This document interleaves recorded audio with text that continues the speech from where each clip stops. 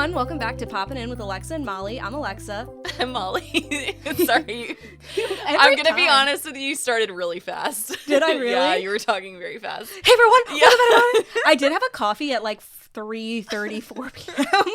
So, I can always tell like when the caffeine hits because I start talking to people and it's like I sound like I'm on like plus ×2 or whatever. Yeah. Well, I like yawned or something and you were like, do you want me to heat up some coffee? I was like, no. You don't Like it's 8 p.m. You don't have to do that. Okay. Well, hello. Anyways, hello. Welcome back. Last week we celebrated our 1-year anniversary and now we're 1 year and one week. Just like how you count babies. That's us. Aww. We're a little baby podcast. We're little babies. I'm a baby. Babies don't have money. That's a money. reference if I'm you a don't baby. know it. Yeah. I can pay you in blocks. That was good. Your impressions are good. Thank you. But his weird little mustache. Yeah, and his big diaper. His sweater paws. There was a whole episode, I think, of Law and Order where it was like I think it was Law and Order where it was like this guy basically had like a baby, a human, like a grown baby in the back room where the room was made to be like a baby's room, but it was an adult. That's And it was like someone who had gone missing or something. I watched this like when I was 12. So you know what's crazy about that is like usually Law and Order episodes are based off of some real case. So it's like that means there was really something like that. It was on like My Strange Addiction or whatever. Someone like did that where they were like, this is our private room where it's like they had to crawl through this hole. And it was like her and her husband dress up as babies or like he does. Again, I watched this like private. 15 years ago. It's on TLC. Nothing's private there. I know. You know, it was funny. Matthew and I were watching a documentary about the Duggars. And Matthew learned for the first time that the TLC used to be the learning channel. And he was like, what? And I was that like, is crazy. It used to be like a good channel, I think. It just turned into... to be fair, you do learn. You do. And the thing is, like, I once heard somebody say, I think it was on a podcast, they were like, I'd love to see the shows that were not greenlit. Yeah. Because imagine how horrifying those were. I feel like we could get a show. I feel like that also is kind of like the basis of that show, The Curse, with Emma Stone and Nathan Fielder, where it's basically like they do home renovations, but they're trying to create like eco-friendly homes in Native American populations, I think. I can't remember. Or no, they're in New Mexico. And I'm just like, yeah, this would be a TLC show. Yeah. It's... I don't think we could get a show because like it has to be like horrifying, you know. It has to be something insane. Easy. I can. You can conjure something up. Yes. Okay. I could let's talk about me smashing glasses. That was a true tragedy. I don't know if you want to relive it right now. I don't know if anyone will care. No one will care, but I'll post it. Okay. Yeah. But anyways, so today we have a lot of topics for you. I noticed, I was like, what have I been doing with my life? I wrote down like 5 things on here that I want to review that I've watched. Some of them are full series. Yeah, and so we have a lot of reviews on here. I feel like we just have a mix of random stuff, and I kind of just... Pop culture bag, you know? A little goodie bag. Aw. And as always, we will post the timestamps on our Instagram at Poppin In Podcast. Follow us if you don't already, and you can find our... questions of the week. We didn't have one this week, but usually we do. And our out of context posts, and we'll post the timestamp so you can see where to skip if you don't want to learn something, but I don't know why you wouldn't. If you're worried about spoilers or you don't care about a topic, that's also in the episode description. Yes. But so our first tab, it's because I was reading the thing that says Tammy. Sure it's not the rosé you're currently holding? True, this is a good rosé. Thanks. Our first topic, you're going to tell me about some drama that I actually know nothing about. I literally went to go read it and I said Bhad Bhabie. I was like... Because the second word is B-H-A... B-I-E. I thought that was a D. You read that right. Yeah. So her name is actually Bhad Bhabie, and it's B-H-A-D B-H-A-B-I-E. I don't know if this is PC to say, but, like, the names of some of these artists have got to be tough on, like, the dyslexic community. It's not at all what I thought you were going to say. And it's because I, like, suffer mildly from that, and I'm just like, I can, like, you know what I mean? Yeah. It's gotta be hard. And the thing is, I think I'm a little too old to know about this drama, but I can't help it. As they said in White Lotus, we're still young, hot, and fun. Yes. Shout out to those 3 women. I want to have white wine with them. Yeah. Not really, but kind of. But maybe not. I want to have white wine with them and then talk about them after. Yes. Yeah. Yes. So here's the thing. Like I said, I'm a little too old, but I've learned everything against my will about this. I think they're trying. Okay, so I'm here to talk about Bhad Bhabie and Alabama Barker. I have heard that Alabama Barker name. Yes, you have. So they're currently feuding. I'm going to go into it. You're going to find out. I'm going to tell you about who they are. I'm going to tell you about them. So they're currently feuding. I think they're supposed to be like the Gen Z version of Kendrick and Drake right now. Ew. Okay. I don't know. I'm sorry to our Gen Z listeners. Not into that, but well, it is kind of ew because it's very cringe.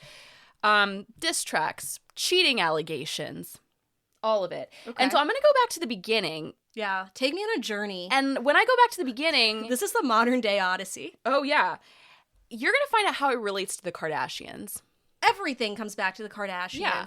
It's literally like, you know how they have like that 6-person separation thing? It's like you're always one drama away from the Kardashians. And you're not even ready for this, really, Alexa. It's like more than that, too. Okay. Would you like some wine? Yeah. We've been drinking it for a while, so we're just doing it early. We're just like, whatever, let's just get it over with. It's really pretty wine. It's I forgot what it's called, but it's called Chanson Royale French sparkling rosé wine. Okay, I'm worried. Sorry, I got nervous with you holding it. TLDR, Alexa broke a fun glass that she got yesterday. I bought literally at a book fair a fun book glass. I dropped it out of my fridge. All the green juice spilled. That didn't break it. So then I went to go wash it and I smashed it in my hands. It lasted less than 24 hours in my home. She was so excited to get this iced coffee. I'm calling iced coffee. You weren't going to use it for iced coffee. But this glass, it was really cute. It had a black cat on it. It had books. It was very Alexa. Yeah. She waited in line to get this damn coffee cup. Yeah. And immediately broke it within 24 hours. Which honestly makes it me really sad. It makes it more Alexa because it's broken. Aww. But this is also why you should be nervous. I'm holding a glass of wine. But I literally gasped. I was like in the middle of a story and then I look over and I'm just like, oh my God, is that the cup? Yeah, it's in the trash. Anyways. Okay, so let's start with Bhad Bhabie. Her real name is Danielle Bregoli. You might know her as the Catch Me Outside girl. Oh. Yep, she was the girl from Dr. Phil in 2016, which I didn't realize it was that long ago. But she's the one who said, Catch Me Outside, how about that? And she kind of coined that phrase, and she became a viral sensation. Wow. I feel like that's kind of like the original Hawk Tuah, you know, where it's like she just said this random thing. And I think Hawk Tuah wanted to, not wanted to be. I think Hawk Tuah is probably a better person than she is, but I just mean like, you know, it was kind of like that, but this was like so much bigger. Well, she turned her like fame into a music career. She became a rapper and changed her name to Bhad Bhabie. Maybe I have heard of this artist. I just did not know it was spelled like that. I mean, it's a lot of H's. It's not, like, she hasn't really exactly, like, taken off. She did have, you probably remember the song, like, Hi Bitch, where she's like, hi bitch, hi bitch, whatever. It just reminds you of, like, when you meet someone and they say their name is Zach, and you're like, oh, like Zachary? And they're like, no, like Zachariah. And you're like, that's a lot of H's. There's two like, H's. It's like Bhad Bhabie. Like, oh. Because I'm not sure why the H needs to be after the first, like, in bad. I'm, like, picturing her, like, being like, yeah, Bhad Bhabie with an H. And then you're just like... Where does the H go? Where? Anyways. Yeah, so she's, so she has, like, a couple songs. She has that song, Hi Bitch. There's one called Gucci Flip Flops or something like that. Geeked. And so she's in a lot of drama. She's a very troubled person. If you look through her Wikipedia, like, well, if you remember anything from that Dr. Phil episode... but if you look up her Wikipedia, she's been in so many, like, controversies, drama. She's, like, 21. What? Yeah. That's crazy. Yeah. And so she's kind of a troubled individual, but she actually recently revealed that she has blood cancer and she was going through chemotherapy. Yeah. Like, she's a lot going on. Well, in 2020, she started dating a rapper named Levon. Okay. Never heard of him. Didn't have a Wikipedia page, so don't think he's that big. But he's, like, in his late 20s, I think. And in March 2024, they had a daughter together. Okay. And so the two have had, like, a really rocky relationship. Like, they've broken up, gotten back together, blah, blah. Yeah. Didn't really know about that because, again, I don't know. But he's, like, I don't know him. Like, I don't know. But they've had, like, domestic violence disputes. So there's that. Now let's get into Alabama.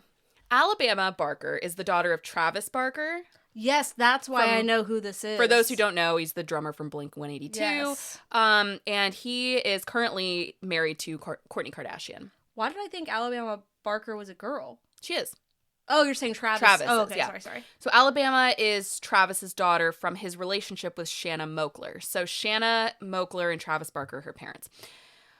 She is named after, okay, and I'm giving all this is all important information. I'm not just talking, okay? So she is named after the main character in Travis's favorite movie, True Romance. So I've never seen True Romance. I haven't either. Maybe that'll be my movie assignment to you. I'm just kidding. And you've never seen it. Don't know. Heard it's good. I don't know. I guess her name is Alabama. And so she's named after that. The weird thing is he is so obsessed with this movie that he has made multiple of his partners dress up as the True Romance characters with him for like Halloween. Okay. Including Courtney. And don't you think it's a little weird that your daughter is named after True Romance character, and then like say you're with somebody and they named their daughter after a True Romance character with another woman, and now you're dressing up as that character for Halloween? This is the man who drummed through his wife's entire labor. So like it's not kind of like the craziest thing I'm sure that's happened in that house. Right. True. I just think it's a little strange. Yeah. But, you know, that is weird. And so Travis and Shanna have 2 kids together. Shanna, I'm not sure. Landon in Alabama. Landon is like a TikToker. He dated Charlie D'Amelio. I don't know if you care.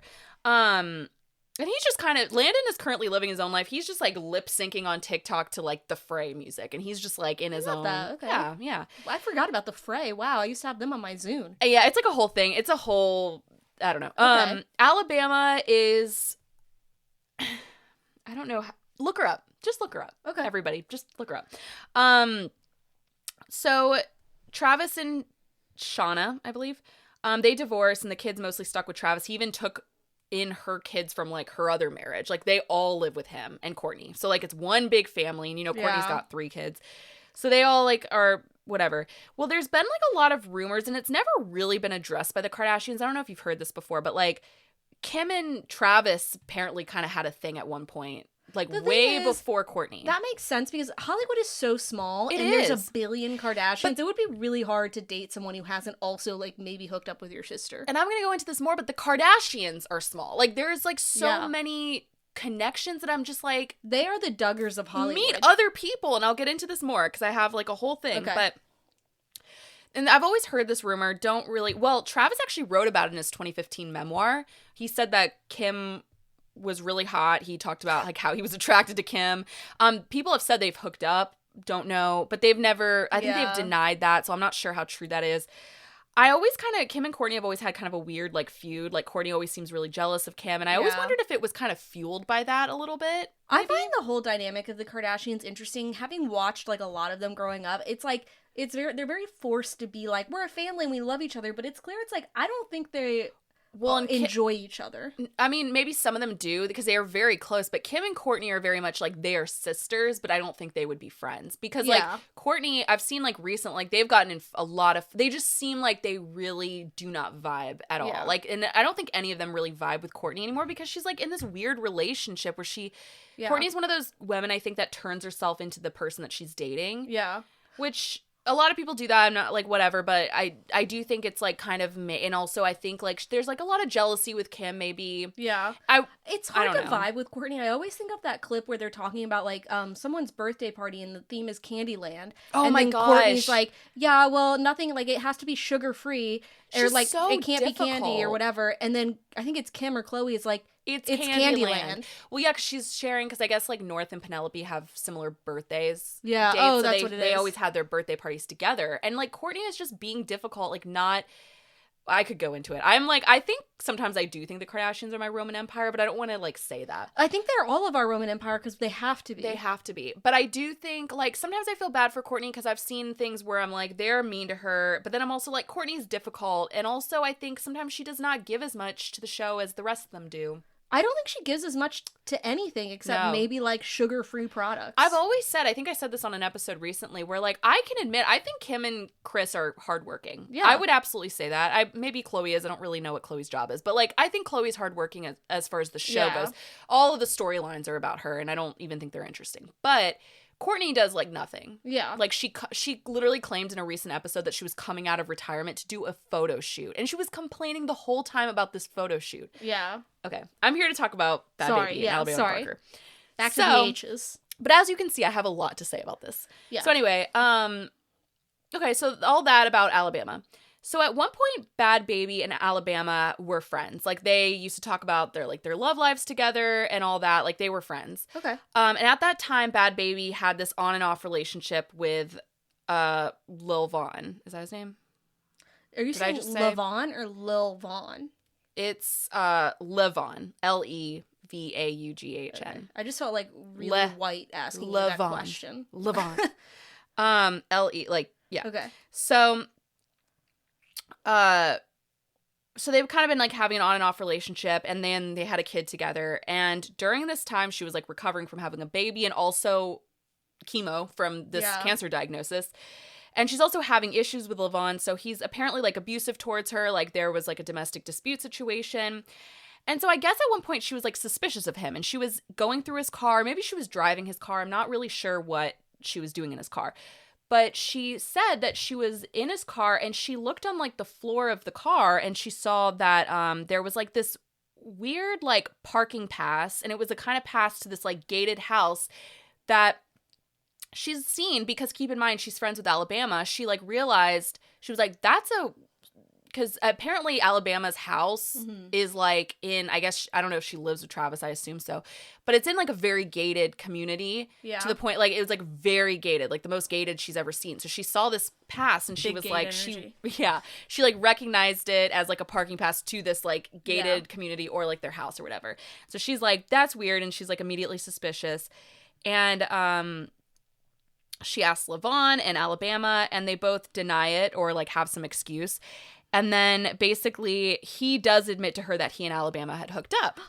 Yes. So Alabama then claimed that he like manipulated her. Yeah, he claimed that he manipulated her into thinking he was single, because again, they were kind of on and off. So maybe, who knows? Still, they're friends. Still, it's crazy. And so she like denies knowing that they were like together at the time. And she made a post about it. Okay. What? And from there, things took a turn very quickly. Yeah. So they kind of went back and forth on social media, Bhad Bhabie and Alabama. Yeah. And then, so they were going back and forth, and then Bhad Bhabie made a diss track against Alabama called Overcooked.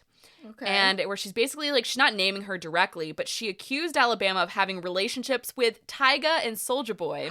Soulja Boy? And allegedly getting pregnant by Tyga and having an abortion. And this is where I say, do these people only know each other? Because Tyga actually used to date Kylie Jenner.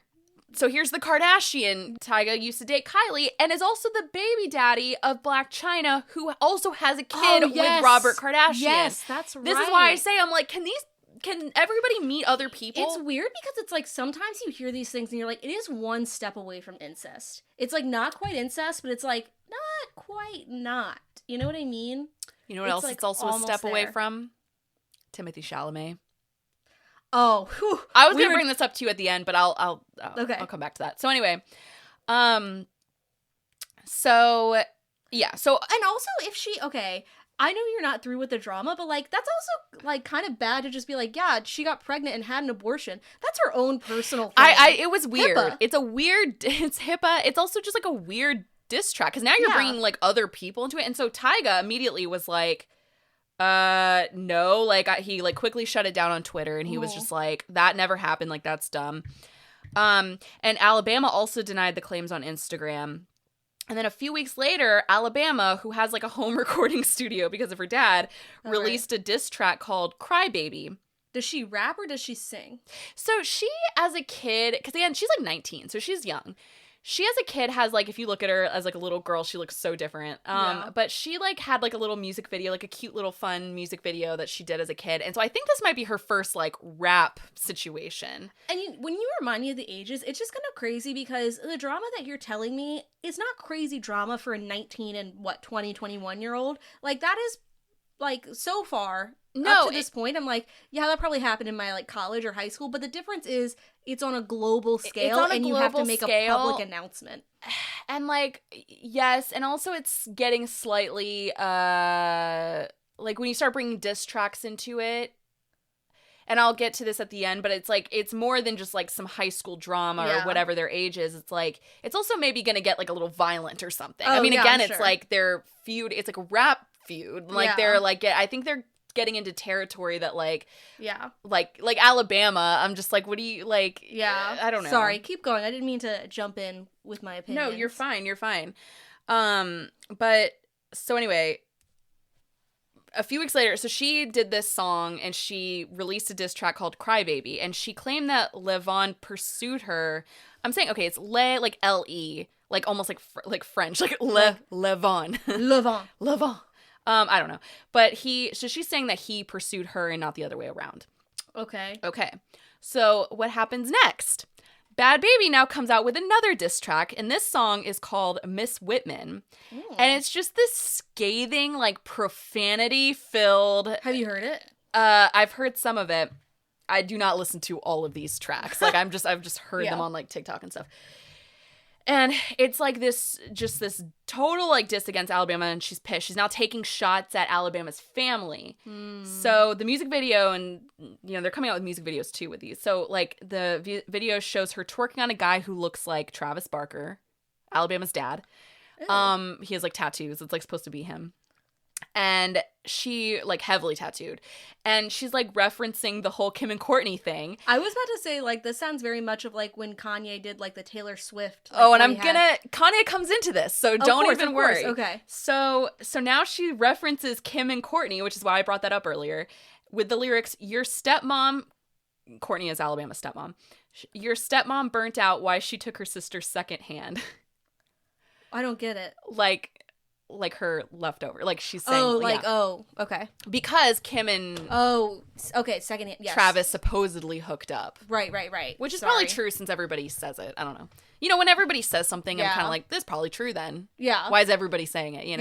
I tend to believe those things. Anyway, so now she's actually so she sampled Kanye's song Carnival in her diss track, Bhad Bhabie.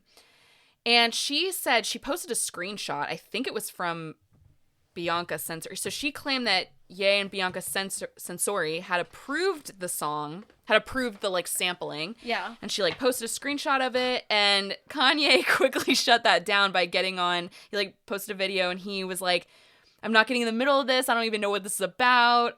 He was like, I spoke to Travis Barker, and he was just like, he implied that it was an AI usage of his voice, and that he didn't. He had no part of this song, so it's just like this that's like a whole just thing. Like the Taylor Swift Kanye. It's crazy, thing. And so it's interesting that he really stepped in and was like, "I've spoken to Travis." Like, he's like, "I'm not getting in the middle." History really repeats itself. And I'm like, "Do you?" So I have something to say after. So of course Alabama fired back with like a snippet of her next diss track, that's now talking about Bhad Bhabie's 1-year-old daughter. So now she's bringing her daughter into it. And the reason I said like Alabama was not like ready for this is just like, because if you've seen Bhad Bhabie, like if you've seen Danielle Bergoli or whatever her name is from Dr. Phil, like she's pretty crazy. Like she's wild. Like I'd be scared of her. I wouldn't really want to like face her, Yeah. And so she's now firing back about her daughter. So then I think this is the most recent thing. But Bhad Bhabie posted a like a threatening video on her Instagram of her putting a bag over a girl's head, and the girl looked like Alabama. So I think that's like the last we've really heard. That was kind of like the most like I feel like threatening you could get thing. into legal trouble for that. I mean, it's not really her. I don't know. So everybody's like, what's gonna happen? Yeah. So I don't know, but the thing is, like, I was wondering, the devil works hard, but Kris Jenner works harder. But I'm like, do you think Kris Jenner even cares about this? Like, I don't think she cares about Alabama. No, I don't think so. I think, like, Kris Jenner technically, I think, is still the momager, but I don't think she's running as much of the show as, like, she used to. Well, even if she wasn't, she doesn't care about Travis's kids, you know? I wouldn't think. Although they are now dragging, like, Kim and Courtney into it, so maybe that's something. But I think she, like, cares, but not really, because, like, think of all the drama that family has been through. Like, Kris is probably just like, this is whatever. Yeah. Yeah. That, and also just, like, I don't think she even really cares about, like, Travis's daughter. And, like, and so the thing about, and Alabama's just weird. She always posts, like, videos of her getting glammed up, like, very glammed. Like, she'll do lives of her, like, getting all glammed. Like, she'll, like getting her hair and makeup done. Like she's going somewhere every day. And so do you know who Romy Mars is? She's Sofia Coppola's daughter. Yeah. My favorite Nepo baby in the world. Because she's got it right. She's not doing anything. She's just being a Nepo baby. Yeah. Like she's literally not even a Nepo baby. She's just like on Instagram. Like she's just on TikTok posting videos of her just being like a girl her age. Like she's just, and she's so funny. She posted a video and she's just like eating and she's like, quick question, like why is Alabama Barker, like where is she always going? Like she's always getting ready. Like what is she doing? And Alabama Barker commented on it and was just like, why do you care? Like, or something. And then Romy deleted the video and someone commented on like another one of her videos and they're like, why did you delete that video? And she was like, my manager told me to. Like, she's so funny. Like, I just wanted to bring that up. She's like, my manager, aka Sofia Coppola. Yeah, no, like she's so like on it. Like she's so funny. That's funny. That is kind of wild. And the thing is, I feel like, here's the thing. And it does kind of feel like a little bit like high school, college drama because you're like, okay, it can get violent. I am here to say I have seen things between girls be like, yeah, she'll put a bag over your head. Yes, that's what I'm saying. Knock you out right now. And yeah, but it's also like you've got like that there's millions of dollars and like usually famous people involved, which makes it an even like it's girl drama on a worldwide scale. And I'm just saying, like, if you look at Bhad Bhabie's like history, I mean, it's like there's a lot of like legal, like just like you know, police getting involved in stuff. Like I feel like it's just not gonna end well. Like it could get. There was something recently where this like Levon guy, like the guy that is like her baby daddy, like was like shot at or something, and then like she had to like leave California. It was something I was reading on her Wikipedia where I was like, what, like. Girl, like you're 21. Like, what is happening? One of them's gonna get a reality show deal out of this. I mean, Alabama's already like kind of on reality TV, but yeah I'm surprised Bhad Bhabie doesn't have one. Serious question: what do you think her nickname is? Do you think it's like Bama, or do you think it's like Allie? Alla? I don't think it's Allie. I do think like so one of Bhad Bhabie's songs. I'm not sure which one it is. I want to say it's the Miss Winston, I can't remember which one, but there's one where she's just like Alabama, like she keeps saying her name over and over again, and it's like actually kind of like I'm like, oh wow, like actually that name is kind of good for like a rap, for like a rap, like Alabama, like it's got such a rhythm it's like, and it's like she means it with her chest, you know, like she's just like Alabama, like it's just funny. It's so crazy, and I just am curious. I don't know why, I just had to talk about it. Because, again, it's just wild how everything comes back to the Kardashians, and that's what I was going to ask you. I'm, like, curious how you feel. Like, now Timothée Chalamet is part of this family, and that is sad. So, you, me, and friend of the pod, Emily, were texting about this earlier about, like, them being more, like, public. And I was he and like, Kylie Jenner, Yeah, so him and Kylie Jenner. And I was like, there's three, like, either possibilities. One, they're, like, going to get married, and that's why. Two, they're pregnant, and that's why. Or three, which I think is maybe more like reasonable, is if you're like that famous on like that scale, I feel like they kept the first year or so of their relationship. I would say more so, like anyone you see famous that's dating has been dating for way longer than we know it, because like they know when we want them to know. And it's the same thing with them. Like I feel like they kept it more private for the first year, because it's like, like before we go out into public as two of the most famous people in this world, we should probably be like maybe fairly certain about it, which almost is worse for me. Not that I want to date Timothée Chalamet. I'm saying it's worse because I don't want them to be together, because it's weird to me. Yeah. But here's why I don't think it's that weird, and I think people are not fully realizing it, is like we see Timothée Chalamet as this like artiste, like actor, like actor, like he's a guy. He's a good actor. He's actually kind of their type though, because like so he's like maybe a little sickly. He's a little bit more like Pete Davidson than I think we realize. Oh yeah, absolutely. Or Travis Barker, like that kind of like guy, you know? Yeah. And I think people aren't like thinking about it like that. I feel like most of the Kardashians aren't dating like super buff guys. Like they definitely date like some kind of like ramen noodle looking type of. I think Khloe does. Khloe dates athletes, but yeah. But even like the musicians that most of them they're date, always like just skinny, wimpy guys. Yeah. Sorry, I'm just true. But Timothy, I think like with him, it's just like I think we saw it a little bit more with this like press tour that he went on for A Complete Unknown, where he's kind of like weird, like a little weird. Like I think he's a little bit more like Pete Davidson than people think, and that's why to me they make sense together. It doesn't seem like it, and I do still question like what do they? Because I think Timothée Chalamet is like a smart man. I think but I know I was gonna say boy too. He's like 29, but I think he's older than me. But I think it does still kind of make sense. Yeah. Well, I think also, again, I wish you had seen the other two, because there's this whole plot line where it's like a Timothée Chalamet-like actor who is a, not an auteur, but like where they become the role all the time. Yeah. What do you call that? Like a method actor. A method actor. And I think Timothée Chalamet does that with like the roles that he's in. So like when he was doing like Call Me By Your Name, he was giving like a little bit more like effeminate vibes or whatever. And then, you know, when he was doing Dune, he was like giving like sandworm sandworm vibes. But you know what I mean? Yeah. And it's like, I don't know what role he's kind of portraying now, but I feel like because he's doing so many roles at once, he's kind of just he doesn't know who he is anymore. Yeah, he doesn't know who he is, and maybe like we're getting like the actual him. I think we are seeing the actual him, and I think that just like people like who are mad about him and Kylie Jenner together, I'm like, I think you don't realize that he is the guy that like gave everyone at NYU the clap, you know? Do you think that's true? I mean, it could be. I don't know. But also people say that like it's horrible. Like, whatever. I've never personally... I'm not saying it's horrible, but like he did. If he did, that's then embarrassing. It's like, that's embarrassing. I don't know. But it's also like he didn't know how famous he was going to be at the time. So it's like, think about the embarrassing things you did at college. Like, if I were famous, someone's going to be like, yeah, that's that girl who threw up on like the bathroom floor in front of the whole dorm. And I'd be like, yeah. Yeah, I mean, no shame, but it is, like, kind of funny. Yeah, no, it is. It is very funny. Also, though, so talking about girl drama, I'm curious, like, what is, like, girl drama that you've not been involved in, but, like, what is some girl drama that you're like, yeah, if this were on a global scale, this would be insane? Oh, I don't think I can say on a podcast. Interesting.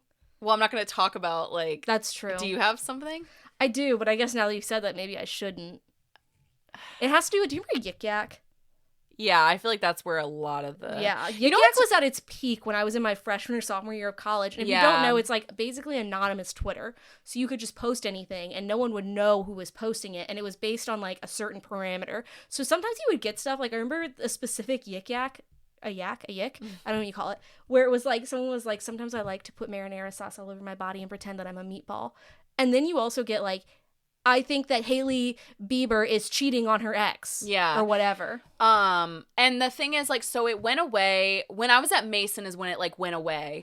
And then it, like, kind of became big again after I left. So I was never really, like, in the... Oh, I got into huge drama things. But that's where it, like, that's when it was, like, it really started a ton of drama. And I think, like, it did go away. Like, it was, like, not banned, but it just, for some reason, it, like, went away. But then, like, once I left school, that's when, like, or once I graduated, like, that's when it became big again. Yeah. And again, it started a lot of drama. I think they put a lot of anti-bullying parameters around it, which, like, they should. But then, like, people stopped using it less because it was like, well, what am I going to use this for? Well, and, like, Greek life, like, it was a huge thing with that. Like, it was just, it was crazy. That's how I got in trouble when someone was like, you posted a photo of our, like, sorority, like, the book or whatever. And I was like, no, I didn't. But I was literally, I was crazy calling. That somebody took the book and took, like, that's crazy. It's crazy. I was literally calling, like, IT people that I just found online where I was like, how can I figure out the IP address of someone that's posted on Yik Yak so I can prove that I didn't do this? That's crazy. That was like me at 19 years old being like, oh my God. Meanwhile, it's like 20-year-olds are the one inflicting the punishment. It's just so crazy to think about. I saw something today where somebody was like, I used to really think I was stressed in high school. And then somebody was like, you were. Like, don't invalidate it. Like, you were stressed. Like, everybody just has, like, different... I actually would never want to go back to high school because I think about the fact I was, like, president of 3 organizations. I was, like, in all of those classes. I was taking, like, 3 AP classes. I did track. I was, like... I'm like, I don't know. Right now, if I took up another hobby, I think I'd combust. Well, I think this about podcast the fact that my job is all I can do. I like freak out that like if I have to like, not really, but like, you know, like I have a hybrid job and I'm like on the days that I go in the office, I'm like, this is unfair. Yes. And I'm like, actually, it's really not. Like, imagine like we had to like in school, go to school from whatever, like I used to wake up at 5 a.m. Yeah. And like go to school every day. Like, are you joking me? I used to think about like when I was in grad school, because I worked at the newspaper we both worked for in Williamsburg, and then I would have to drive to Richmond. So I would get to the office at like 7:30, actually sometimes earlier. I would do all my grad school homework, and then I would do my work from like 8:30 until like 5:36. Then I would drive to Richmond. If you don't know, it's an hour away. Then I would go to class until 10:30. Drive all the way back, another hour back, go to bed, wake up and do it again. And that's why I would not be able to do grad school right now. Because I'm telling you, on podcast days, we're up a little bit later than usually we are. And the next day, it is rough. And it's not because we're drinking wine. It is because It's like we're burning sleepy. energy. Yeah. And that's called aging, folks. If you haven't experienced it, it's coming for you. I don't know what you're talking about. Just kidding. AKA Emily, who always says, like, she doesn't want to be a sleepy. She has a term. She calls people sleepies. Yeah. AKA me. And I'm like, you know what? One day, she's only a year younger, but I'm like, one day, you'll be a sleepy too. And we'll be in bed and we'll all be tucked in together and we'll be like, you know what? Sleepy life isn't so bad. Well, she's the same age as me, and I think I'm a sleepy. I don't think you're sleepy. I think you're more of like an introvert. You're like an introvert extrovert. I think, no, we realized because you were like, because Emily was like, oh, Molly, you're sleepy. And you were like, no, you just are tired at night. I was like, yeah, that's what it is. Yeah, because you don't take, take naps and stuff. Yeah. Meanwhile, I like almost fell asleep while driving the other day. I'm getting a sleep study done. It's fine. It's fine. I'll be okay. No, I think we kind of figured it out. I don't think you need to do the study, though. I think we figured it out today. I think it's because Poe wakes you up at 3 a.m. Yeah, true. But I also have been like this for as long as I can remember. So, like, I probably should. We figured it out. Yeah. But anyways, so on to another topic that friend of the pod, if you listen to... Ty, I hope you're listening. If you have made it this far, Ty, which is only 35 minutes in, so you better have made it this far, because I know you listen to our episodes like a true fan, right? Right? I don't think he does, because one time he got mad, and if he had listened to the episode, he would have known we talked about it, but he didn't. We actually shouldn't even post that we talk about this at all. Oh, yeah. We should not even let him know. Yeah. But anyways, if you listen to our Super Bowl episode, our friend Ty gave us a movie assignment, and I'm sorry it took us a while to get to it. We were in Oscars mode for the past couple of weeks, so... And I'm going to be honest, The Brutalist took me, honestly, a chunk of my life to finish. Yeah. But we watched a movie from the 90s called Tammy and the T-Rex. Yeah. Or Tanny and the Teenage T-Rex or something. Yeah, as the title card says when it pops up. It was so weird. So Alexa and I did start out watching this together, but then we were like, we'd actually rather watch The White Lotus. So like we immediately changed it.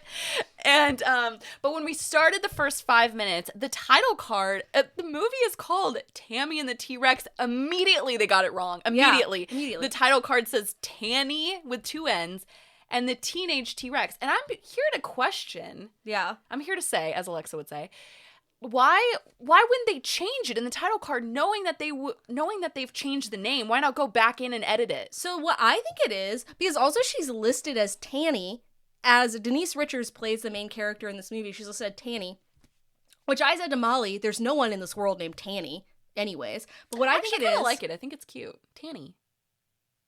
Okay. I'll allow that. Tanica. But I think so. The background on this, we were talking about it. So it's, if you don't know, the synopsis is an evil scientist implants the brain of a murdered high school student into a Tyrannosaurus Rex. Then he escapes. He wreaks vengeance on high school tormentors and reunites with his sweetheart, Tammy, or Tanny, depending on your, I don't know, flavor. It has Denise Richards, Theo Forsett, Paul Walker, and it's directed by Stuart Raffel. Raffel? I don't know, Rafiki? Alexa. I don't know.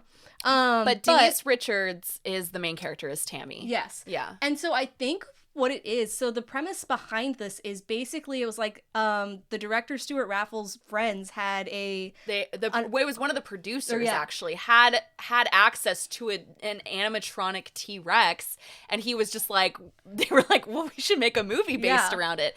And so they just made this movie in the 90s. They only had 2 weeks. They were like, we only have access to it for 2 weeks. Can you write and make a movie in 2 weeks? And I think probably like the fact that they made this whole thing in 2 weeks is impressive, but that's probably why it's like, is it Tanny? Is it Tammy? They're like, I don't know. Just do something. Yeah. You know what? And it's like in 2 weeks, I'm not going to lie to you. At first I was like, yeah, this movie is just like, what? I don't want to watch this. It actually, I'm going to be honest. I laughed a lot at this movie. I did not. Well, I don't know. There were parts that like really made me laugh. And like unironically, I was like, that's funny.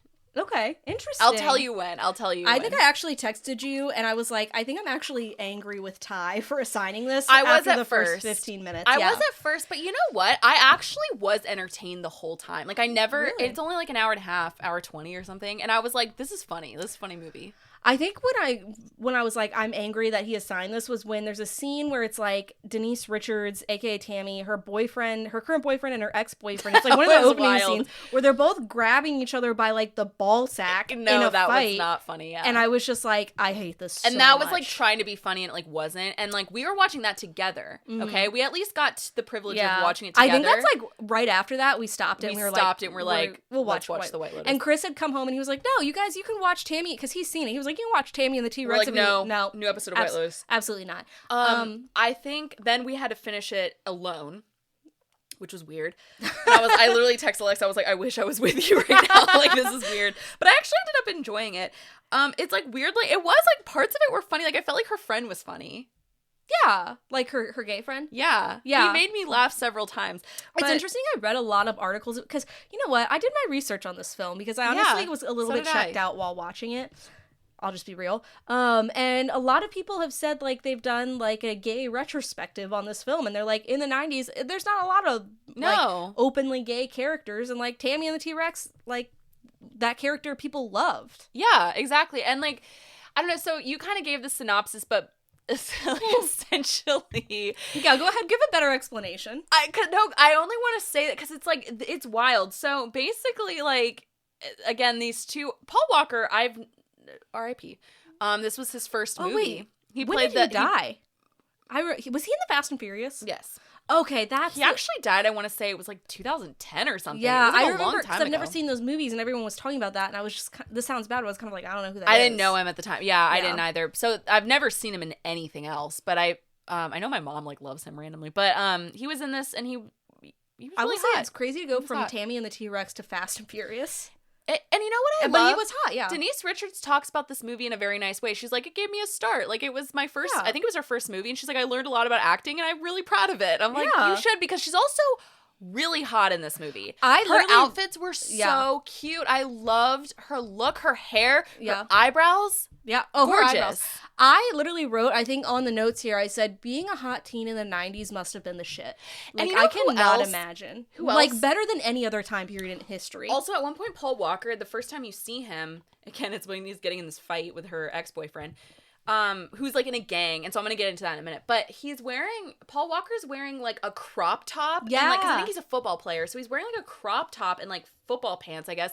And I was like, I would wear that. That's really hot. Actually, it does remind me like guys in high school when they would play football, and they would sometimes kind of wear that, and you're like 16 years old, and you're just like, wow. Yeah, like I was like, that is like such a like this movie's a vibe. Yeah, but I was gonna say like Denise Richards saying that reminds me of like, have you ever seen oh my god, Jennifer Aniston's breakout role, The Leprechaun? Yes. Oh, and have I seen The Leprechaun? Yes. And it's so crazy because I've seen it like a billion times, but I didn't realize like growing up that she's a different nose. I didn't know that was her. Yeah. Also, that movie I watched when I was like maybe 8 years old, and I literally slept with a blanket up to my chin for years because I was like, a leprechaun won't bite my head off if he's gonna get some blanket in it. I don't think they're scary. I just think they're funny.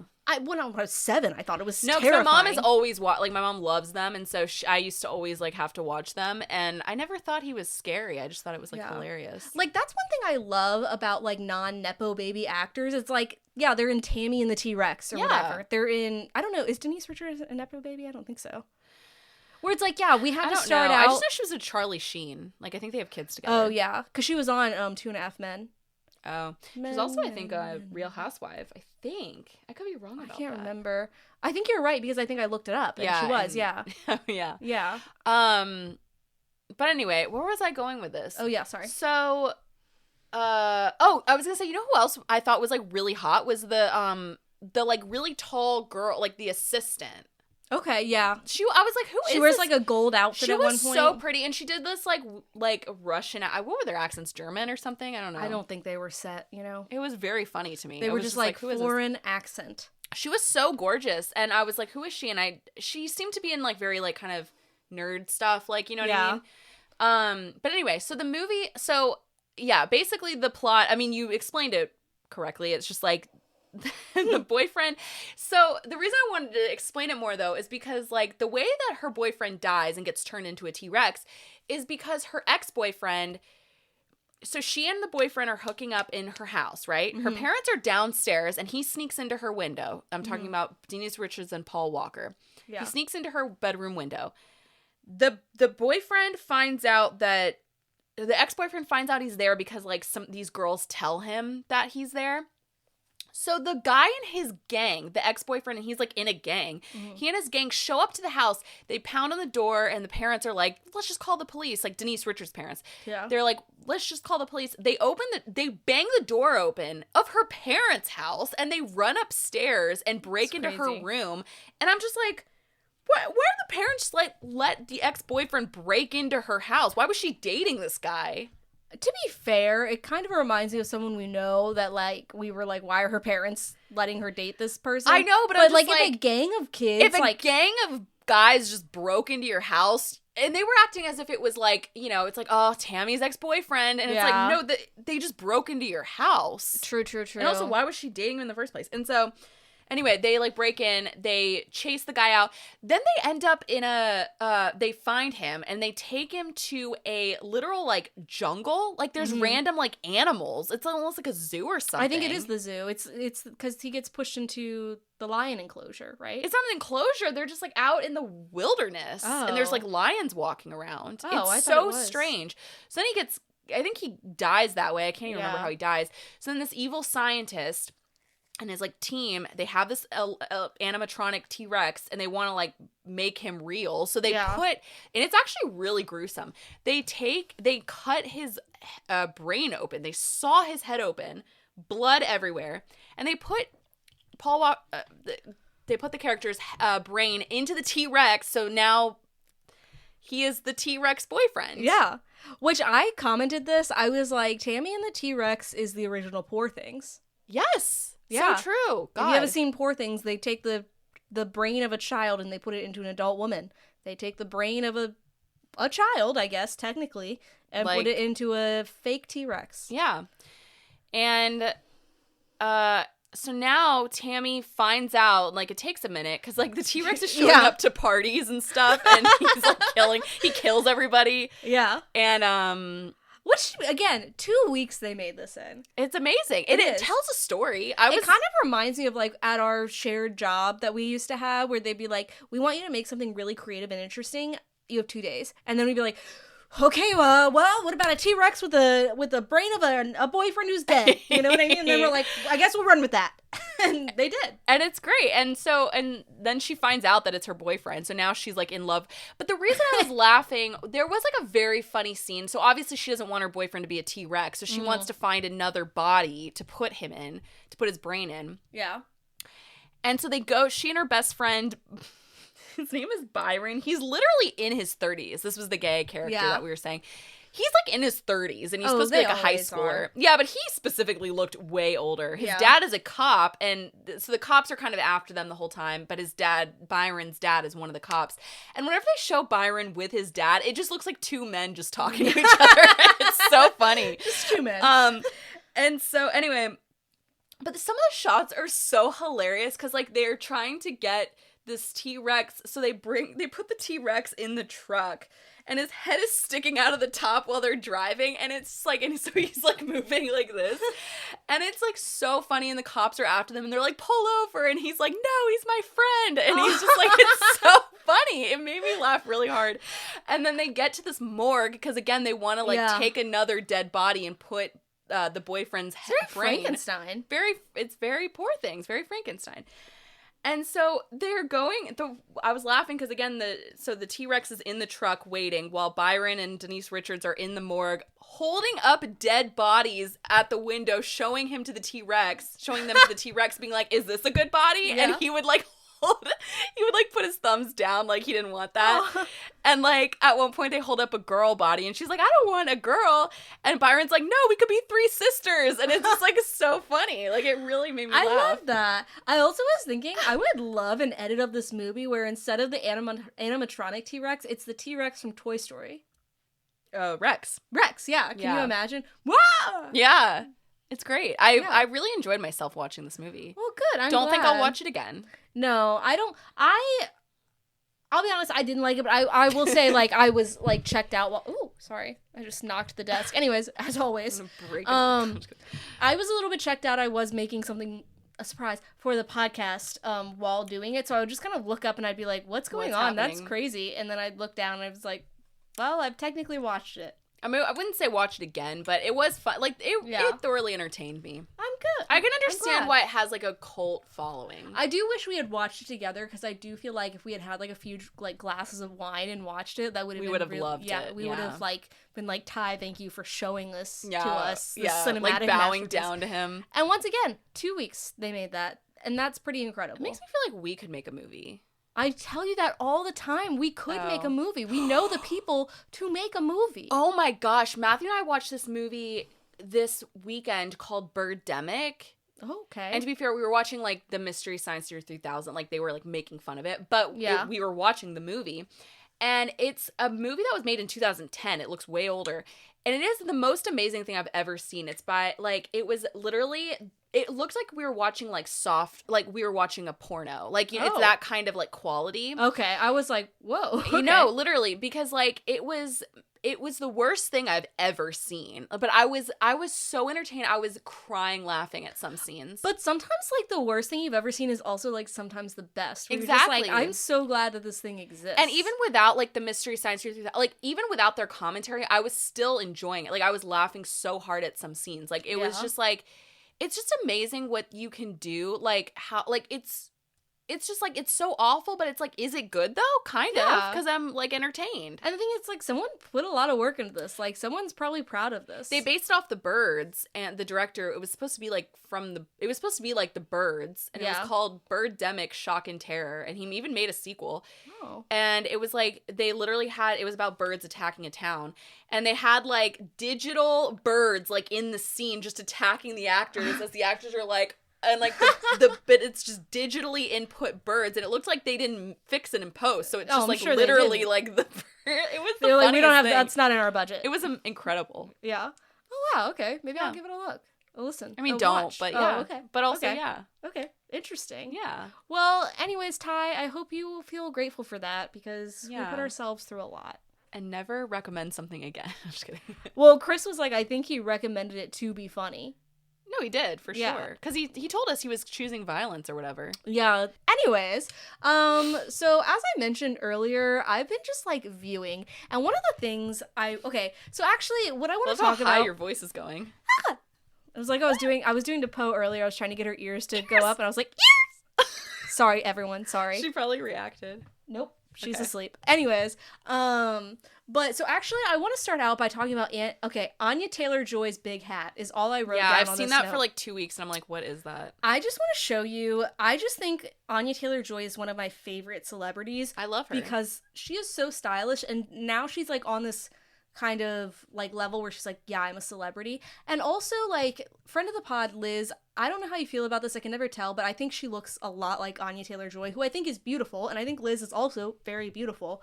But there was this outfit that I wore that I was like, if Liz were a famous actress, or an outfit that she wore, sorry. I was like... Not that I wore. I don't know when to correct you, because maybe I'm not sure where you're going. Me and my green juice stained socks earlier. Liz is like, no, I don't want that. No, thank you.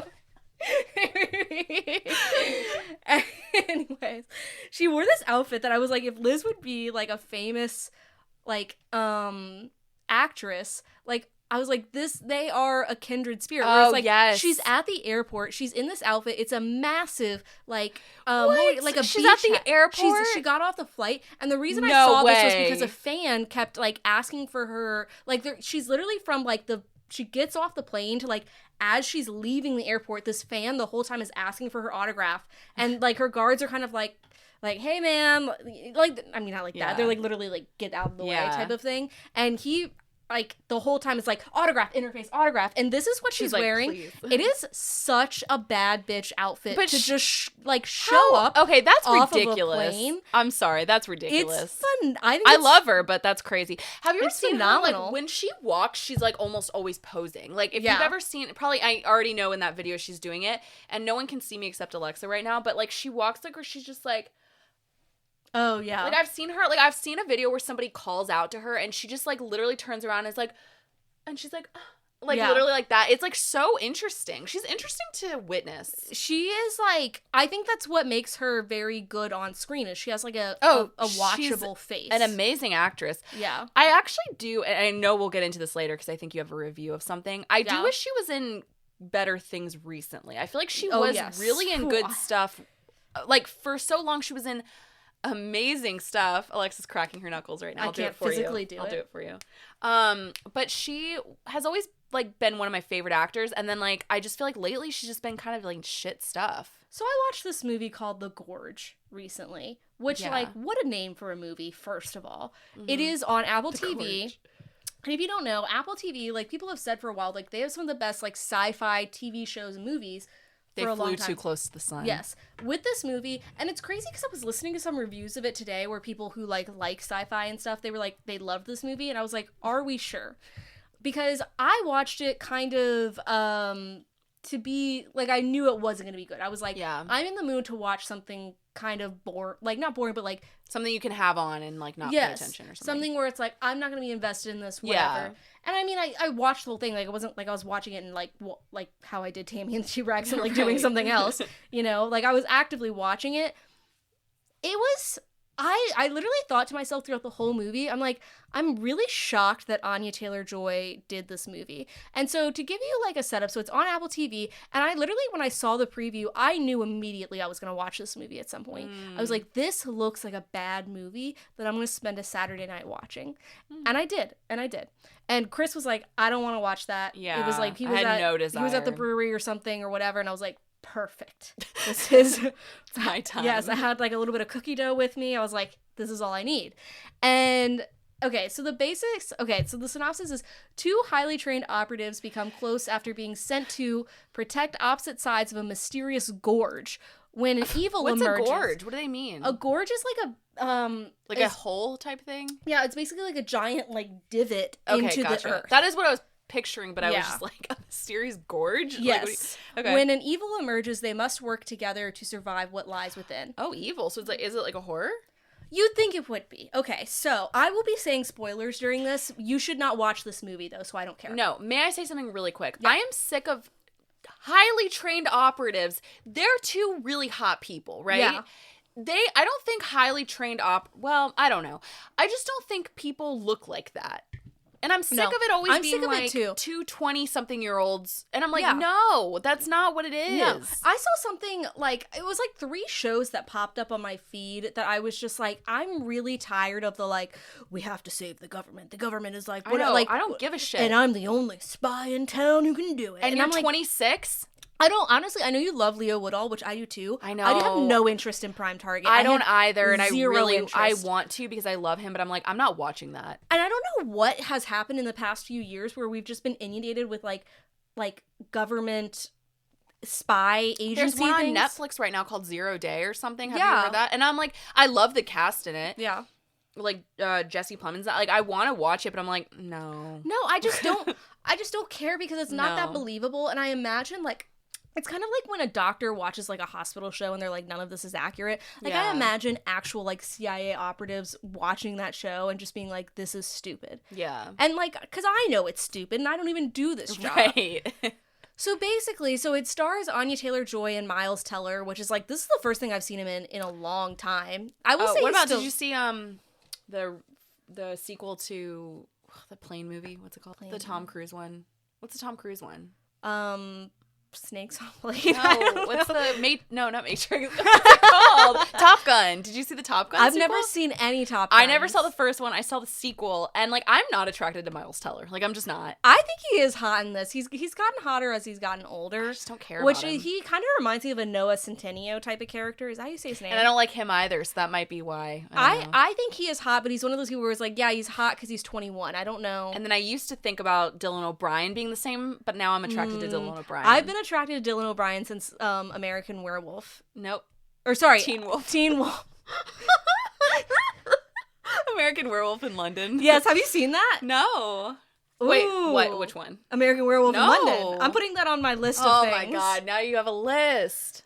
Molly, I've had a list. I should make a list for you. For a long time. But anyways, you will like it, I think, actually, for the reasons we were just talking about. But anyways, what was I saying?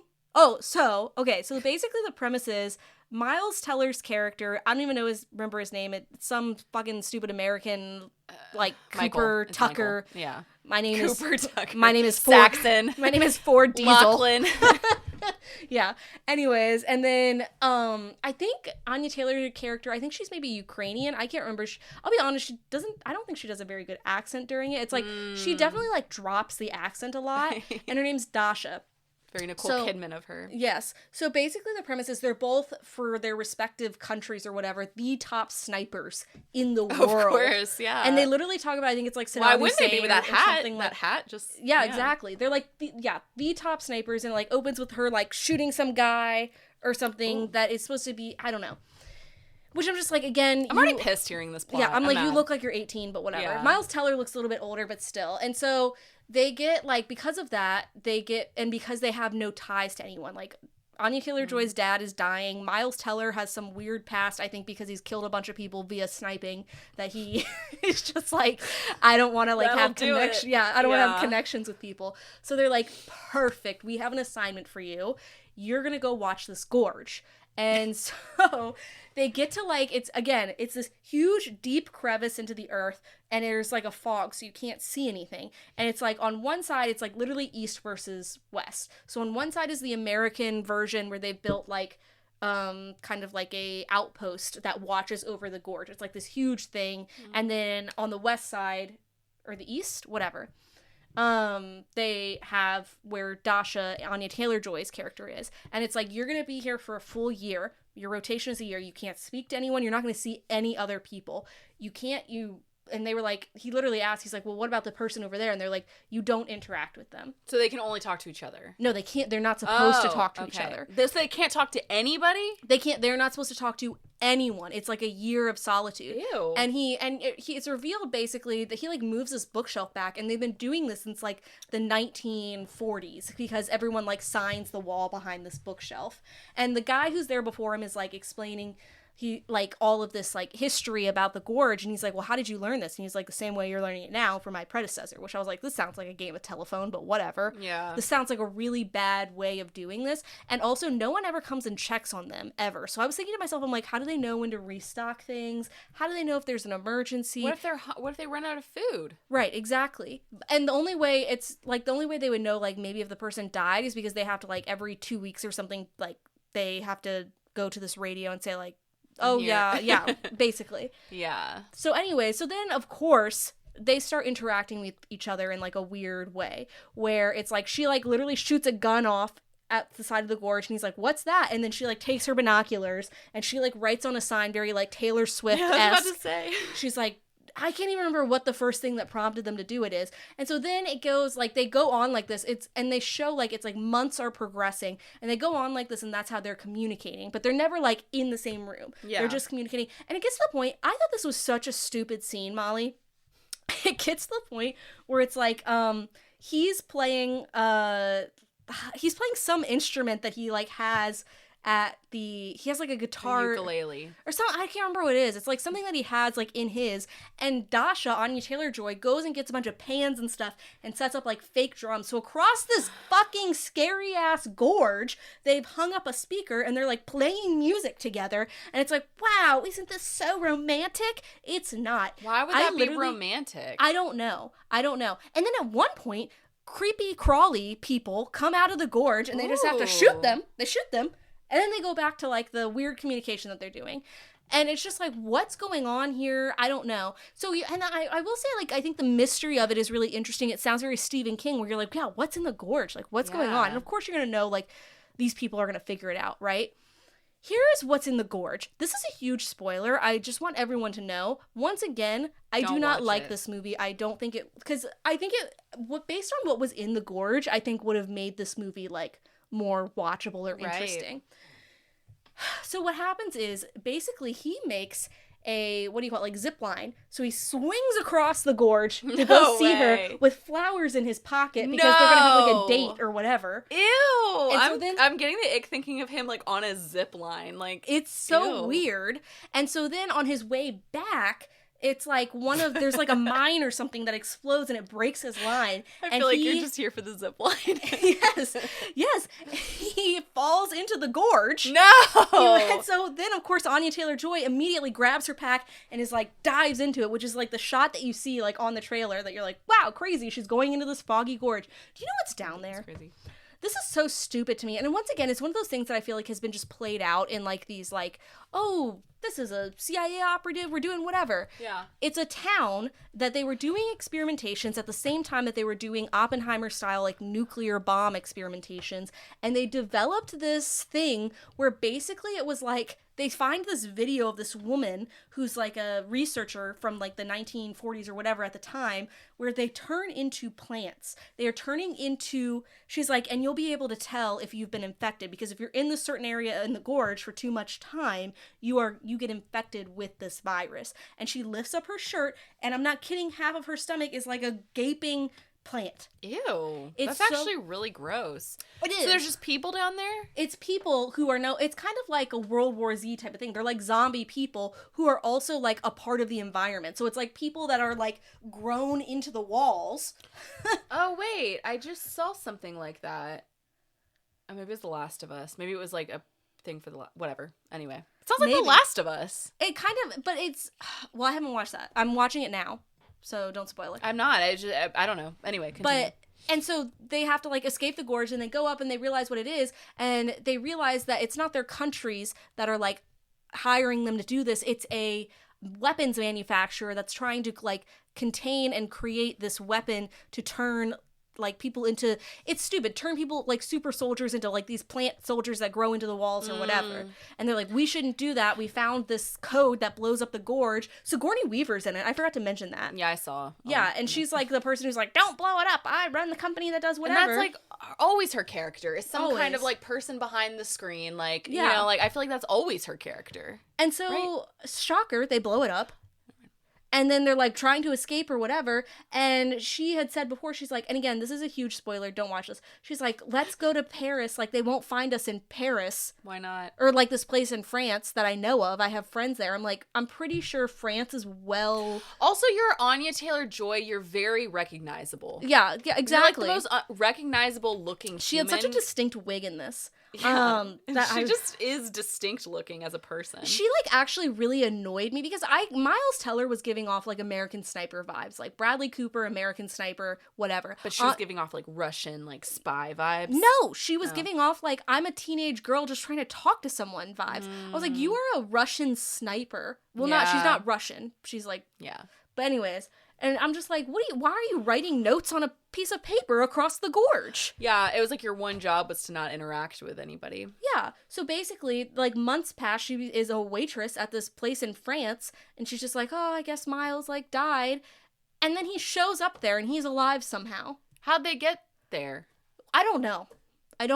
I just was like, this could have been a good sci-fi movie. It could have been like The Mist type of thing. But yeah, right. But do you think, like, when they read that script, Miles Teller, whatever, I'm not being rude, but I just, like, I don't think he's in, like, great things. Like, yeah. But Anya Taylor Joy is better than that. And so when I hear, like when I hear this plot and I hear this, like, it got bad reviews, too, I think. Do you think when she read that script, she was like she thought it was good? I don't know. I was listening to her interview on the Drew Barrymore show earlier today, and she was like, I'm so excited about this film. Like, my grandma loved it because she loves romance. And I just it's a romance? Well, I guess it's a romance. But I don't think they have any chemistry. It's just like these two people would not be together. No. Like, I can just tell. It's like Timothée Chalamet and Kylie Jenner, where you're just like, this is weird. Yeah. I think, that's interesting. She's so much better than that. She's really such a good actor, so it's, like, so weird that she's been lately in, like... What else have you seen that you're like, why is she in this?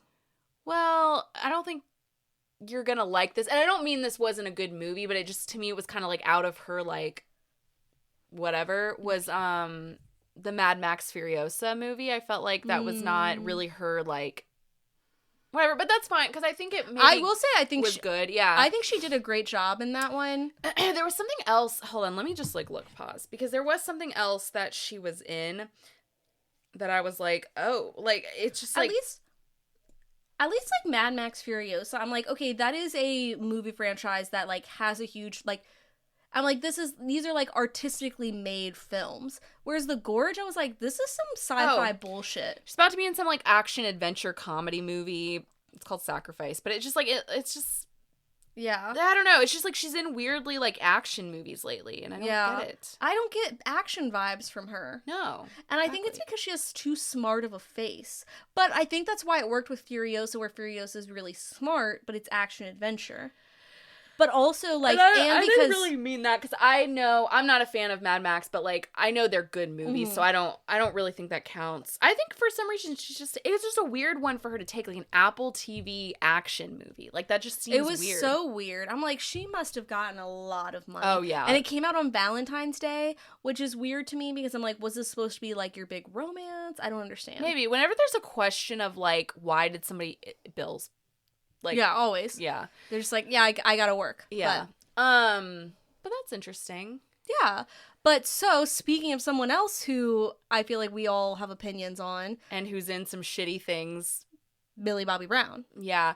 And I'm glad that you followed where I was going with this. Well, she really is. I mean, I've been reading a lot of, like, what's the word I'm trying to think of? Whatever. Just, like, discussions about her...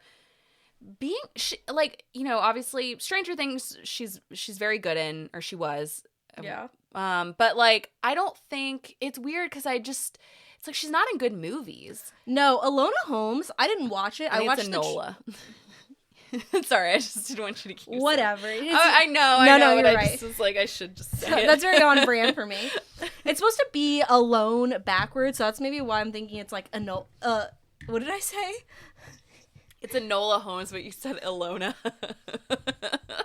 It's just funny, so I had to say something. Ilona? You said it with such, like, confidence. Because it's alone backwards. Okay, gotcha.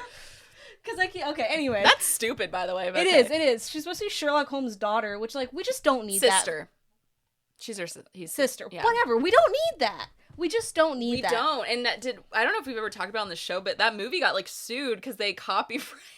Apparently...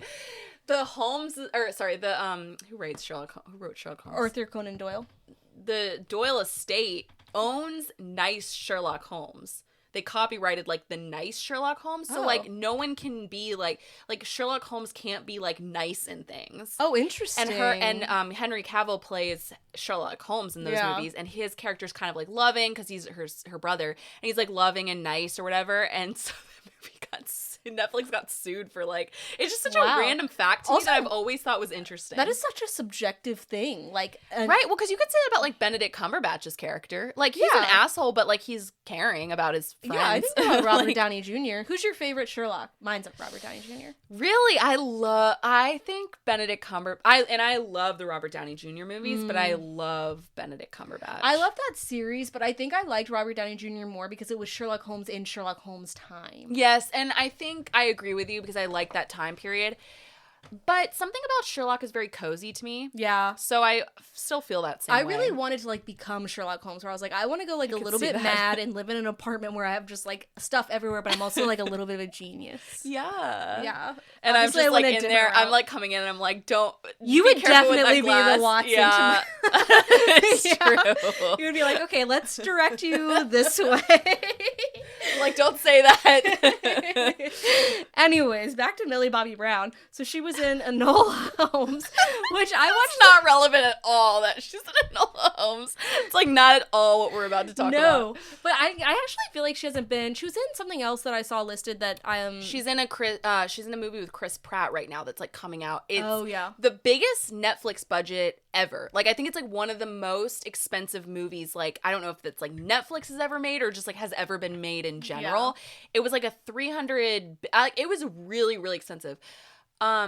And it's like shit. It's like a shitty movie, and it's got like horrible ratings. Yeah, I could not. She's just not been in good stuff lately. And I'm about to say, like, I'm gonna tear her down a little bit before I build her up. So I'm just gonna be honest, real quick. As a person, I find her incredibly annoying. I'm just gonna be really honest. Like when she talks about feeding that baby goat in her bed, she talks about it all the time, and I'm like, she loves those animals. I'm like, shut up. Like the thing is, I don't think she knows she's 20 years old sometimes. No, that's what's frustrating. Yeah. And I think she thinks she's a bigger star than she is, which makes sense because when you're 11 in Stranger Things, and it's like, yeah, that's how I've lived my whole life. And the thing is, so my counterpoint to that is I feel like she can't be blamed. No. I blame her parents for pushing her in, because I think can't be tamed. So here's the thing, yes. So here's the thing. I think she's in shitty things because she does not truly care. She once said, there's a quote from her that she said, if she's like, I don't watch movies. She was like, I can't sit through movies. And I'm like, well, that's frustrating to hear because you're an actor. Yeah. And I had to sit through a 2.5 hour long episode of Stranger Things, so you can sit through a 3.5 hour whatever or 2 hour movie. That actually is kind of wild. It's the longest episode of TV, and apparently the new season is going to be, that's why it's taken so long. That reminds me of myself when I was in elementary school, and I said I wanted to be a writer, but I was in remedial English. Like, I was like, I don't read books. Yeah, look at me now. You don't... No, like, I failed my reading SOL. Oh my gosh. In 5th grade. That was, like, the one thing, like, English and reading were, like, the one thing that I was, like, good at in school. I was good at none of it, but I thought I was. Oh. And look at me now. So, I don't blame her totally for this, though, for her not caring about movies and not having, like, the attention span for it, because, like, she was forced into acting, I think, by her parents. I think her parents were, like, true stage parents. Right. And I think when you go back to, like, Stranger Things, like, the first season and her acting in it, and I don't even know how old she was, like, 12 or whatever, she was really good in it. And, like, you think, like, she actually was a good actor.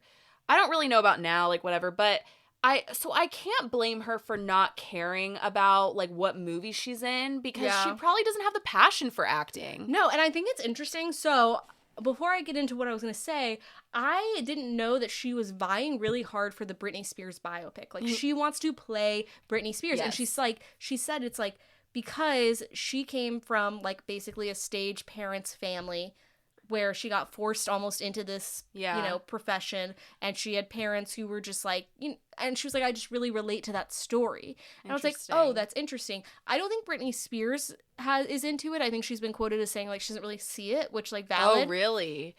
But some people are speculating, so if you don't know, Millie Bobby Brown came out recently with bleach blonde hair.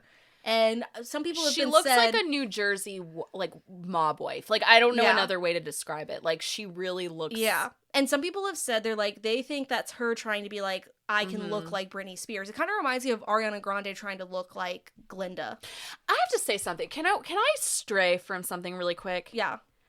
I am, like, officially getting... And I'm sorry. Like, I am a fan of Ariana Grande. Like, I generally am. But, like, I am getting creeped out by the little kid, like, she's going for this, like, little girl thing, and it's truly, like, disturbing to me. I don't know if you know this, but that's, like, her whole career is her looking like a child. No, because she's gone through the different, like, phases, and I'm not going to name them, but there's names for them, and they're not very PC, but, like, she's gone through different phases, which is also, like, concerning.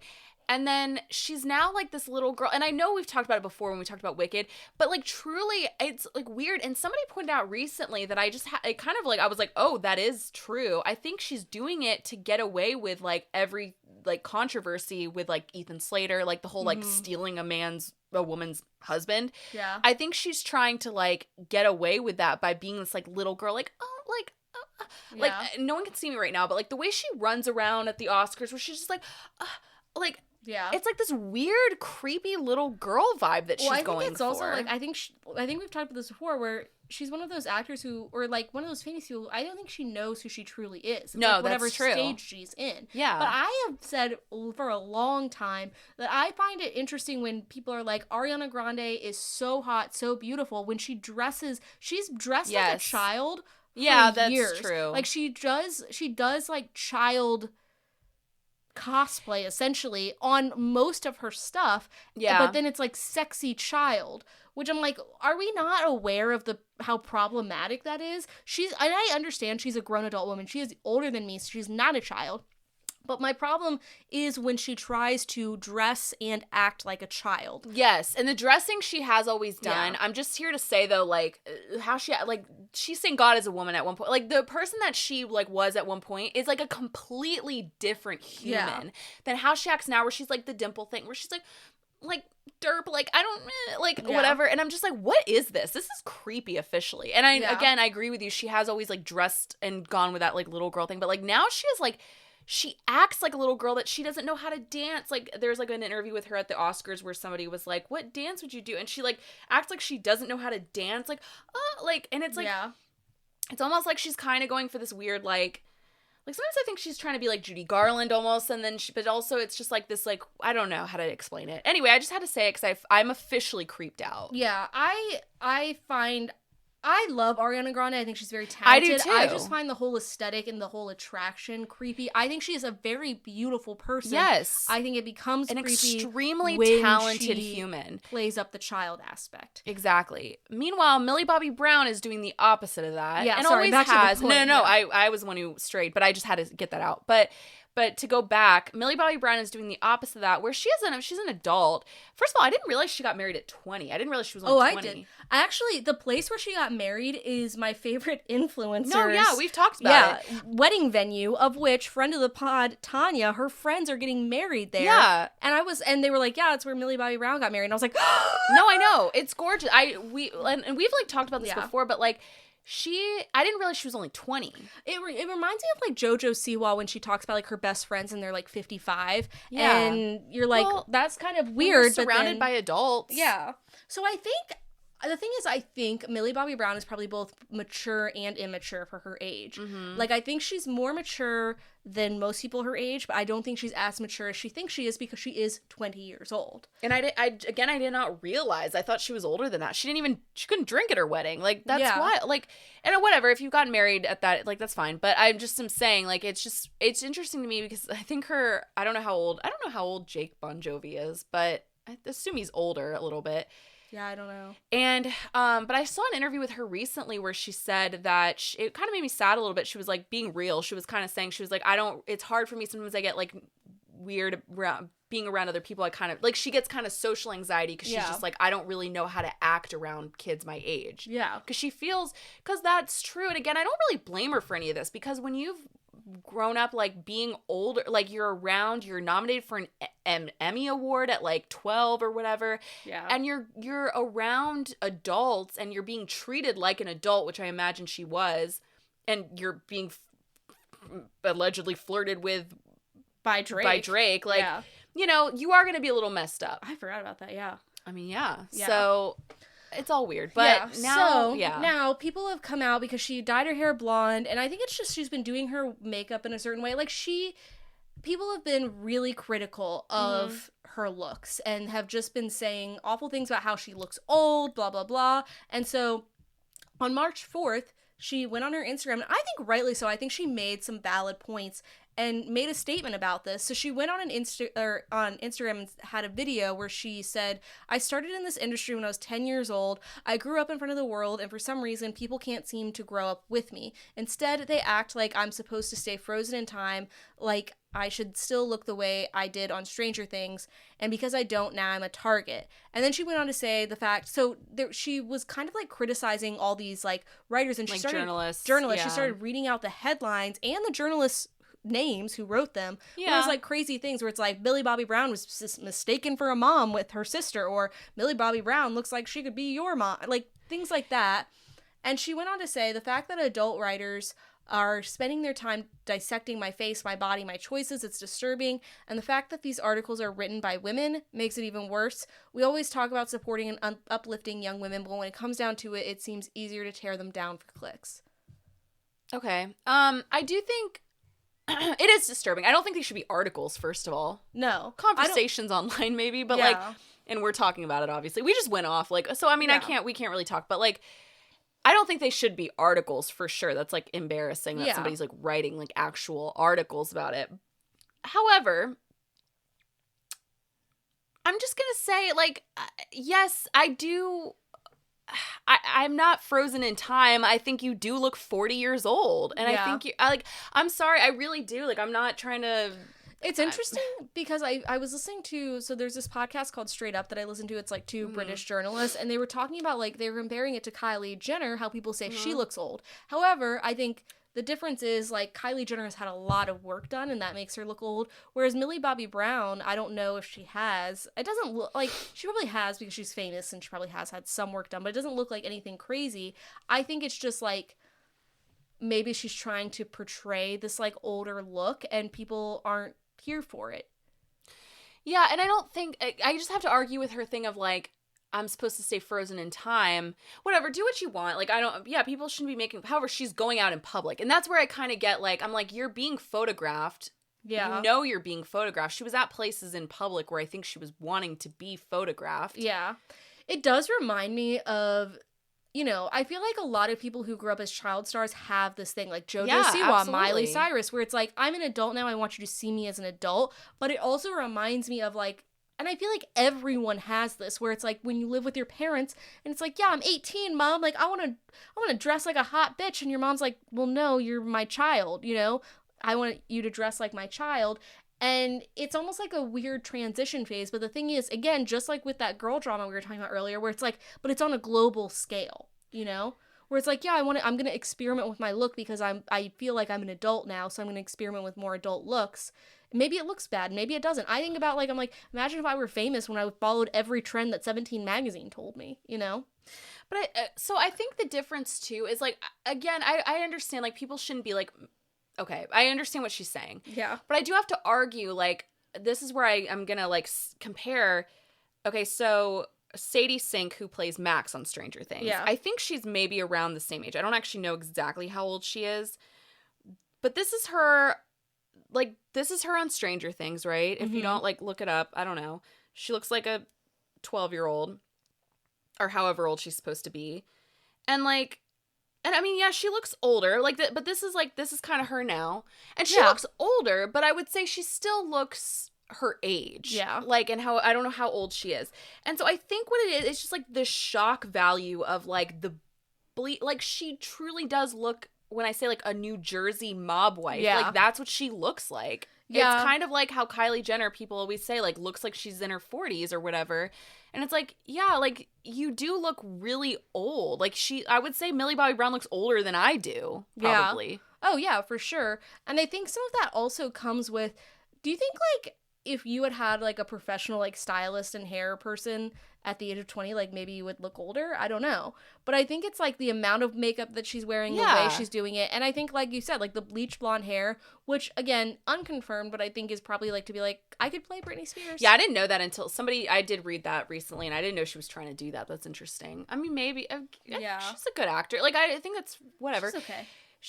She was, sometimes I think kid actors are better when they're younger than when they're older, and I don't know what absolutely. that is. Like, I don't know why. I think it's because you have a lack of self-awareness, and it's, like, literally, like, Adam and Eve type shit, where it's, like, you realize, oh, I should care what people are thinking of me. And also, maybe as they get older, and this is probably happening with her, is, like, you just don't care about acting as much anymore, so you're not, like, as into it. But I do think, but this is where I'm saying, like, I would say the other kids from Stranger Things... And I'm not just, that's why I brought up Sadie Sink, because I'm not just comparing her to the boys. Like, I'm saying, like, they all grew up to me to look their ages. Yeah. And so it is just, like, it's not like a frozen in time thing. I'm not saying she needs to look 12 still. I just think, like, it is a little shocking how she looks now. Yeah. And the thing is, I'm curious, like, when this started. Because I feel like I was thinking about it, like, a year or two ago, where I was like, why, like, she looks... so much older. Yeah. And then I think, like, the blonde hair really, like, escalated it, but yeah, I'm just like, what's like something interesting. She looks like Tana Mojo. If anybody knows who Tana Mojo, she looks like Tana Mojo, literally. She does, actually. Yeah. And it's interesting, like, she got married at, like, 20, like you said. And it's almost like trying to be an adult before you're an adult. But I do think it's, like you said, she's grown up and been treated like an adult since she was 12, probably. Yeah, and you just think you're... And also, and this is... I said this about Kylie Jenner, like, when she... Because Kylie Jenner had a baby at 20, and I think a lot of people were like, oh my gosh. And it's like, yeah, but what else are you going to do? You've already accomplished everything. Yeah. And same with, I guess, JoJo Siwa when she's, like, doing whatever. It's like, you've kind of accomplished everything as, like, a teenager or whatever. So it's like, yeah, you are going to, like, be a little bit now you're going to be like, okay, I guess the next thing to do is get married. Yeah. And it's like... And it's also, like, I think about the Kylie Jenner having a baby at 20, where people are like, I can't believe she had a baby at 20. It's like, well, it's not like she has to worry about paying for this child. Right. There's nothing... Or, like, her... Like, there's nothing I'm to sure wait more for, of I us would guess. have a baby at 20 if it was like, Yeah. yeah, I'm financially fine. Yeah. So... Yeah. But that's all I have. It's an interesting conversation. I'm not trying to be a hater. I'm not trying to be like those journalists, but I do have to disagree with what she's saying, where it's like the frozen in time thing. I just was like, I have to argue that, because I'm just like, it's you.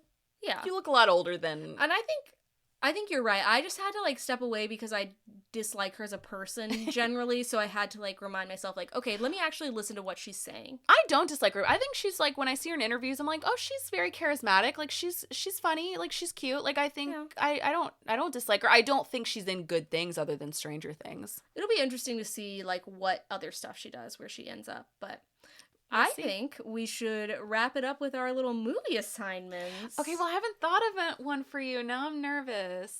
I'll go first. So if you guys don't know, every few weeks we do a movie assignment where, like, Molly assigns me something to watch that I haven't seen, and I assign her something to watch that she hasn't seen. It's quite painful on Molly's side, even though this was her idea, because Molly hates, like, people forcing her to watch things. But I feel like it's been a really good exercise so far. We never would have watched Tammy and the T-Rex if it weren't for Ty and this assignment. Ty and the T-Rex. Ty and the T-Rex. Wow, that's a birthday party waiting to happen. Yeah. If only he were 5. That sounds weird. Let me find my list of movie assignments. I don't have a list for you. What am I looking up right now? Okay. I have 3. Gosh. I'm not going to assign them all to you now. One of them I think you can watch for free, but one of them I was like, I kind of want to watch it with you. Okay. And I would pay for it, but I don't know when we would watch it together. Are you interested in a more recent film or a classic film? A more recent film. Interesting. Well, I guess a classic maybe, but maybe I've seen it. No, you haven't, because we've talked about it before. Oh, no. Okay, more recent then. Really? Okay, well then I don't know. If you're surprised, then just do whatever you want. I don't know. Actually, this will fit for right now, because we've been watching Severance, so I'm kind of curious what your thoughts are on this. No. The Secret Life of Walter Mitty. Oh, you have been wanting me to watch that. Well, then what was the one you wanted to watch with me? Well, I want to assign it the next time. No, I want to know. Can I choose? What? No. Okay, actually, sure. Yeah, I'll give you the option. But you will be assigned these both at some point, okay? Okay. The other one was Sunset Boulevard. Oh, okay. Interesting. I do think you'll love Sunset Boulevard. I love Sunset Boulevard. It's like a 1950s film, but it does not feel like a 1950s film. No, I know. It's on Broadway right now. They made a Broadway show out of it, yeah. Okay. I was trying to look up where you could rent it. It's all like $4, which, like, I'll literally Venmo you $4 to watch this movie. Boulevard. Sorry. I don't think they do that in the movie. It's the musical. But, okay, so you have, and I won't tell you what the third one on this list is. Give me a hint? What was I saying earlier that I wanted to add to the list? I'll know when I go back and edit. Yeah. Wait, can you give me a hint to the third one? Just give me a hint. It's a movie you've never seen, and it's, I think, Guillermo del Toro. Okay, then I know what it is. What is it? Probably Pan's Labyrinth. Yeah, I almost told you, I was like, give me a difficult hint, and then, because you sometimes give me really easy hints. Well, because I do, and then you're like, okay, give me another hint, and then we're just going down a hint rabbit hole, so what am I supposed to do with that? Okay, so anyways, I guess you have 3 to choose from. Sunset Boulevard. Okay, I'll say Sunset Boulevard then. Okay. I can't watch it tonight. Oh, I'm sorry. No, I was not. It's 9:30 right now. But we can watch it together at some point. Yeah, we should. When you're free. Okay. But yeah, I'm excited. I love that film. It's one of my favorite ones that I studied in my film classes. So then, since you were gonna potentially give me it just reminded me. Okay. But I don't know if you've seen it, so now I'm gonna have to like hint around it. What's like some recent Guillermo del Toro movies you've seen? I truly don't know. I have not seen the Pinocchio one, but I want to see that one. I was going to assign you the Pinocchio one. Okay. I started watching it one night after I'd eaten an edible and things got weird. Don't watch it while eating an edible. Yeah. Watch it raw. Raw dog that movie. I'm going to say something. It is an incredible take on Pinocchio. It's like actually about like Italian fascism. And it's like really interesting because it's it's beautifully shot. It's beautifully animated. Yeah. And it actually made me cry. Like, I literally cried. I know that this isn't, like, probably the same thing, but I, like, was thinking the other day, I just love movies and things that are shot in Italy. Yeah, and it's such it's an interesting take on it. Like, it was just, like, it has, like, a very political theme to it, but it's Pinocchio, and it's there was, like, a point at the end where I was, like, literally crying. Like, I was like, wow, this is a beautiful movie. I do want to, it has been on my list for a while, so I'll watch it. Parenthood. Like, it's just so good. Oh, okay. Okay. Great. I feel pleased with my assignment. Should we shake on it? And also, you can probably rent it from the movie. Rent it from the library or something if you needed to. What? Sunset Boulevard. Oh, yeah.